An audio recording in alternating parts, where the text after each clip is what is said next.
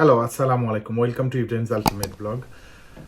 পারবেন না, পারি না, পারবে না, করবে না, হবে না, কিছুই হবে না। এই কথাগুলোর সাথে আমরা অত্যন্ত পরিচিত। আমাদের সমাজে অনেক নেগেটিভ মানুষ আছে।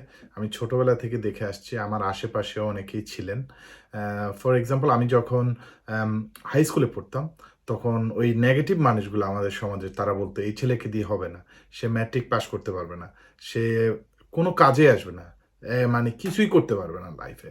যাই হোক, অনেকের ওই কথাগুলো শুনে আপসেট হতাম, বাট তাদেরকে আমি ধন্যবাদ জানাই। ওটা থেকে আমার একটা পজিটিভ থিঙ্কিং আসলো যে আমি তাদেরকে সঠিক জবাব বা মানে এটার পর্যাপ্ত জবাব আমি তখনই দিতে পারি যখন আমি ভালো কিছু করে তাদেরকে দেখাতে পারবো। তো ঠিক আছে, আমি অনেক খেলাধুলা করতাম, অনেক আড্ডা মারতাম, ঘুরে বেড়াতাম। ক্রিকেট খেলাটা আমার অ্যাডিকশন ছিল তখন। মাঠে সকাল বিকাল আমি মাঠেই থাকতাম। আর পড়াশোনা করতাম যখন দরকার হতো আরকি। আমি সময় মতো পড়তাম। যদিও আল্লাহর দেওয়া সবার মস্তিষ্ক সমান হয় না। আল্লাহ আমাকে যে মস্তিষ্ক দিয়েছিলেন, সেটা আমি অল্প সময় পড়লেও অনেক কিছু রপ্ত করতে পারতাম। তো যাই হোক, আমি অত হার্ড ওয়ার্কার ছিলাম না। যখন আমি ইয়াং ছিলাম, শুধু খেলাধুলা, ঘুরে বেড়ানো, আড্ডা দেওয়া, সেটাই আমার ভালো লাগতো। তো আশেপাশের নেগেটিভ মানুষগুলা শুধু এটা বলতো, "এই ছেলেকে দিয়ে হবে না। এই ছেলে বাপের বড় ছেলে, বাপ টাকা দিচ্ছে, টাকা উড়াচ্ছে, খেলতে যাচ্ছে, আড্ডা দিতে যাচ্ছে, বাট পড়াশোনা ঠিকমতো করে না, তাকে দিয়ে হবে না, সে লাইফে কিছুই করতে পারবে না।" তো যাই হোক, আমি পড়াশোনা কন্টিনিউ করলে আল্লাহর রহমতে এসএসসিতে পরীক্ষার আগে আমি খুব ভালোভাবে পড়াশোনা করি, চেষ্টা করি এবং মোটামুটি আলহামদুলিল্লাহ পাসও করি, ভালোভাবে পাস করি আরকি। Reasonably good. তো আমি মিডিয়াম রেঞ্জের ভালো স্টুডেন্ট ছিলাম। Medium range, not top range, medium range. তো যাই হোক, আ তখন ম্যাট্রিক পাস করার পরে কিন্তু আমি ঢাকায় চলে আসি।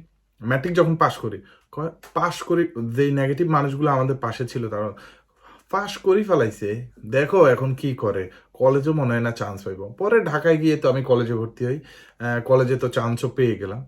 আ বলে এরপরে যখন দেশে যাই, ওই মানুষগুলোর মুখেই তখন শুনি। মানে আমার সামনে বলে না, পিছে আরেকজনের সাথে সে বলতে থাকে, "না, ভর্তি হইছে আরকি। দেখো কি করে, ঢাকা কত কিছু আছে, কত কিছু করতে পারে।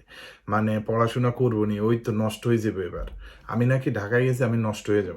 তো যাই হোক, পরে ইন্টারে আরো ভালো করি। আলহামদুলিল্লাহ ইন্টারে আমি আরেকটু সিরিয়াস ছিলাম পড়ালেখার প্রতি। যদিও খেলাধুলার অ্যাডিকশনটা ছিল, ইন্টারে আমি আরেকটু ভালো পড়াশোনা করি এবং আলহামদুলিল্লাহ আরেকটু ভালো রেজাল্ট করি। পরে কিন্তু ইন্টার করার পরেই আমার মাথায়, মানে তখন ইন্টার শেষ করার আগ মুহূর্তেই আমার মাথায় একটা কিরমির করছিল যে, "না, আমি স্টুডেন্ট ভিসায় বাইরে যাবো।"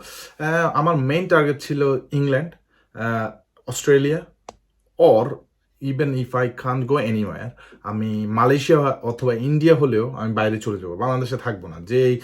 মানে বাংলাদেশের সিচুয়েশন এমন একটা জিনিস, মানে ওখানে থাকাটা বা পড়াশোনা করে এস্টাবলিশ হওয়াটা অনেক ডিফিকাল্ট মনে হচ্ছিল আমার কাছে তখন। আসলেই ডিফিকাল্ট ছিল। এখনো ডিফিকাল্টি। তো যাই হোক, এইজন্য ভাবলাম যদি বাইরে থেকে পড়াশোনা করি, জব-টব পাওয়া বা কোনো সেটেল হওয়া একটু ইজিয়ার হয়ে যাবে। আর কখনো এটা স্বপ্ন দেখিনি যে ইংল্যান্ডে স্টুডেন্ট ভিসায় আসার পরে আমি এখানে সেটেল হয়ে যেতে পারবো।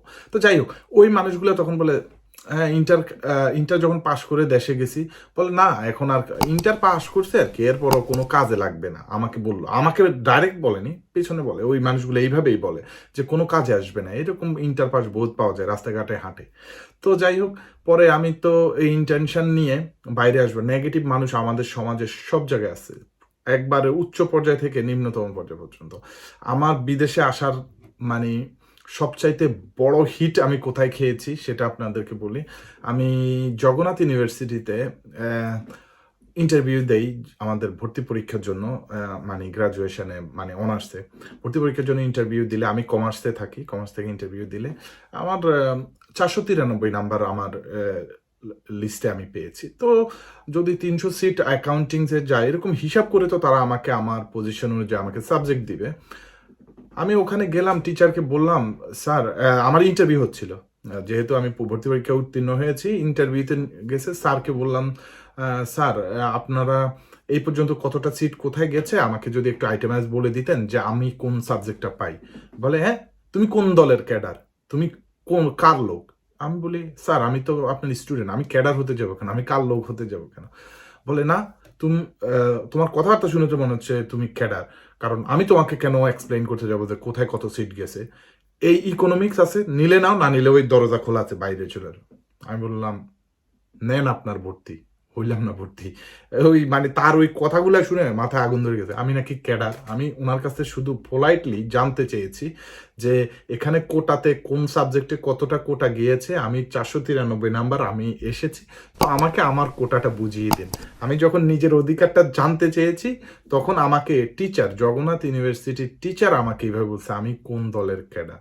সো এই কথাগুলো, এই নেগেটিভ ইমফ্যাক্টগুলা আমি ওটাকেও লাইফে পজিটিভ করে নেওয়ার চেষ্টা করছি। আমি না ঠিক আছে, বাংলাদেশে আমি থাকবো না, আমি বাইরে, যদি ইন্ডিয়াতে গিয়েও পড়াশোনা করতে আমি যেতাম, যদিও আমি ইন্ডিয়ার ম্যাসিভ ফ্যান না, মানে বাংলাদেশের বাইরে গিয়েই পড়বো, পড়লে আর পড়বো না বাংলাদেশে, যেখানে ভর্তি পরীক্ষা উত্তীর্ণ হলেও আপনাকে ক্যাডার হতে হয়, আপনাকে লভিং দিতে হয়। আমাকে অবশ্য আমাদের গ্রামেরই একজন বলেছিল যে তুমি যদি কিছু টাকা খরচ করো, যে সাবজেক্ট চাও আমি নিয়ে দিতে পারবো। আমি বললাম না, আমি তো ভর্তি পরীক্ষা উত্তীর্ণ হয়েছি, টাকা খরচ করবো না, আমি দেখি পারি কিনা। আসলে বাইরে নেই। তো যাই হোক, সবই আল্লাহর ইচ্ছা। তারপরে আমি যখন স্টুডেন্ট ভিসায় এই দেশে আসি, তো ওই যে গ্রামের নেগেটিভ মানুষগুলা তারা কি বলতে শুরু করলো, তারা বললো কি ও স্টুডেন্ট ভিসায় গেছে আর কি, ইংল্যান্ডে গেছে।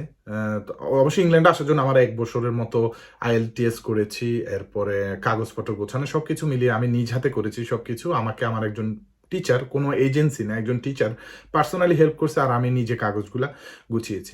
তখন যখন আমি আসতেছিলাম এই দেশে, তখন এসে পড়ছি, ভিসা হয়ে গেছে, এসে পড়ছি, তখন ওই নেগেটিভ মানুষগুলো বাংলাদেশে যারা ছিল, তারা আমার গ্রামে বা আমার বাড়িতে তারা বলতেছিল যে না গেছে আর কি স্টুডেন্ট ভিসায় ইউকেতে, 2 বছর 3 বছর পরে তাও পাঠিয়ে দিব, বাড়িতে চলে আসবো, বুঝছেন। মানে তারা নেগেটিভিটি ওখানে নিয়ে গেছে। কিন্তু আলহামদুলিল্লাহ সিন্স দেন আমি 2004 এখানে আসি, এরপরে থেকে এখনো পর্যন্ত আছি, আলহামদুলিল্লাহ, আল্লাহ রাখছে। এখন আমরা এখানে সেটেলড, আলহামদুলিল্লাহ সব কিছুর জন্য। সো আমি আপনাদের কাছের ভিডিওর মাধ্যমে এটাই জানাতে চাচ্ছি যে আপনারা যারা নেগেটিভ মানুষের কথা শুনে লাইফে পিছে পড়ে যাচ্ছেন, সেটা পিছে পড়বেন না। আপনি নেগেটিভ কথাগুলোকে পজিটিভ বানানোর চেষ্টা করেন লাইফে। আপনাকে অনেকেই বলবে আপনি পারবেন না, আপনাকে দিয়ে হবে না, আপনি কোনো কাজের না, আপনি পারবেন না, আপনি যাবেন না, আপনি করবেন না, আপনাকে ব্যাক দিয়ে দিবে, আপনি ফেইলড। এই কথাগুলো আপনি শুনবেন, লাইফে শুনবেন। এটা থেকে আপনার ভেতরে একটা পজিটিভ স্পিরিট তৈরি করে নেবেন, যেটা হবে যে হ্যাঁ আমি ওকে জবাব দিব, ওকে ভুল প্রমাণ করে আমি জবাব দিব যে না আমি পারবো, আমি পারি, মানুষ পারে না এমন কোনো কিছু এই পৃথিবীতে নেই। সো আমিও কিন্তু ওইভাবে, আমার একটা ব্ল্যাক ডায়েরি আছে, ওই ডায়েরিতে আমি কয়েকজন মানুষের নাম লিখে রেখেছি, আমি নামগুলো বলতে পারবো না। আপনারা দেখেন এই ডায়েরিটার দিকে তাকালে, একতা ডায়েরি, আপনারা বুঝতেই পারবেন। এখানে এই দেখেন অনেক পুরনো ডায়েরিটা, এটা হলো সচিন টেন্ডুলকার, অজয় জাদেজা, ইন্ডিয়ান। আমি তখনকার সময় ইন্ডিয়ান ক্রিকেটের অনেক বড় ভক্ত ছিলাম। আজহার আহমেদ, ও জাদেজার আরেকটা পিকচার, আর সৌরভ গাঙ্গুলি। সো মানে এই ডায়েরিটা দেখলেই বুঝতে পারতেছেন কত পুরনো ছবিগুলো, দেখেন দেখেন। হ্যাঁ, সো বুঝতে পারতেছেন অনেক পুরনো ডায়েরি। এখানে আমার ছোট্টখাট্ট কিছু পুরনো প্রেমের কাহিনীও লেখা আছে, আপনাদেরকে দেখাচ্ছি না বা শোনাবো না। আমি এই ডায়েরিটা নিয়ে আরেকটা ইন্ডিভিজুয়াল ভিডিও বানাবো, পরে দেখাবো। তো এখানে কিন্তু লেখা আছে, আমার একটা নিক নেম আছে সোহাগ, এই দেখেন সোহাগ, আপনারা উল্টা দেখতে পাচ্ছেন কিনা জানি না, এখানে আমার নাম লেখা আছে। কত সালে এই ডায়েরিটা বানানো। এখানে কিন্তু আমার ওই নেগেটিভ মানুষের এই চিঠি, নেগেটিভ মানুষের অনেকেরই অ্যাড্রেস লেখা আছে। এটা 2000 কত সাল, আমি কান্ট ইভেন সি।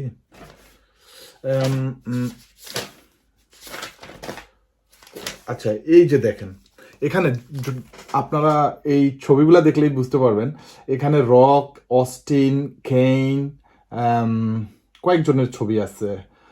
তো তখন রেসলিং এর অনেক বড় ভক্ত ছিলাম। যাই হোক, এই ডায়েরিতে আমি কিছু নেগেটিভ মানুষের কথা লিখে রেখেছি, যাদেরকে আমি লিস্ট করে রেখেছি যে নেগেটিভিটিকে আমি গিলে খাবো, বুঝছেন, নেগেটিভিটিকে গিলে খাবো মনে করে আমি এই ডায়েরিতে তাদের নাম লিখে রেখেছি। এই ডায়েরি নিয়ে আমি আরেকটা ভিডিও আপনাদের সাথে শেয়ার করব। তো এই নেগেটিভ মানুষগুলা মানে আমার লাইফে অনেক সময় পজিটিভ স্পিরিট হিসাবে কাজ করেছে। আমি এই নেগেটিভ মানুষগুলার কথাগুলোকে এত এত সিরিয়াসলি নিছি যে আমি ওই নেগেটিভ মানুষকে প্রমাণ করব যে না, আমি তোমরা ভুল বলছো, তোমরা ভুল জানতেছো। আমি খেলাধুলা করি, আমি একটু ঘুরে বেড়াই, ইট ডাজেন্ট মিন আমি ভালো কিছু লাইফে করতে পারবো না। আলহামদুলিল্লাহ, আল্লাহ আমাদেরকে এখনো ভালো রেখেছে, ভালো আছি। অনেক ভালো কিছু করতে পারে না, বাট মানে সুন্দর একটা মানে সিম্পল জীবন যাপন করতে পারতেছি, এটার জন্য আল্লাহর কাছে শুকরিয়া আদায় করি। তো যাই হোক, আপনারা আমার জন্য দোয়া করবেন। আজকের ভিডিওর মেসেজ হলো, নেগেটিভিটিকে পজিটিভ স্পিরিট বানিয়ে নেন, তাহলে লাইফে সাকসেস হওয়া সম্ভব। আর আপনি পারবেন না, পারেন না, এই যাবেন না, হবে না, করবেন না, এই না শব্দটা অনেকবার শুনবেন, কিন্তু এটাকে আপনি ঘুরিয়ে পজিটিভ স্পিরিটের সাথে অ্যাড করে নেন, জীবনে ঠিক নেন। কেউ আপনাকে বলছে এটা পারবেন না, করে দেখিয়ে দেন ভালো কিছু, তাহলেই লাইফে সাকসেস হওয়া সম্ভব। সো আজকের ভিডিওটা আর বোরিং বানাতে চাচ্ছি না আপনাদের জন্য। সো আপনারা ভালো থাকেন, ভালো লাগলে লাইক, শেয়ার এবং ফলো করে সঙ্গে থাকবেন। আর যারা ইউটিউব চ্যানেলে দেখছেন, অবশ্যই আমার চ্যানেলটিতে সাবস্ক্রাইব করে সঙ্গে থাকবেন। আজকের মতো বিদায় নিচ্ছি, আমি ইব্রাহিম। আসসালামু আলাইকুম রহমতুল্লাহি ওয়া বারাকাতুহু।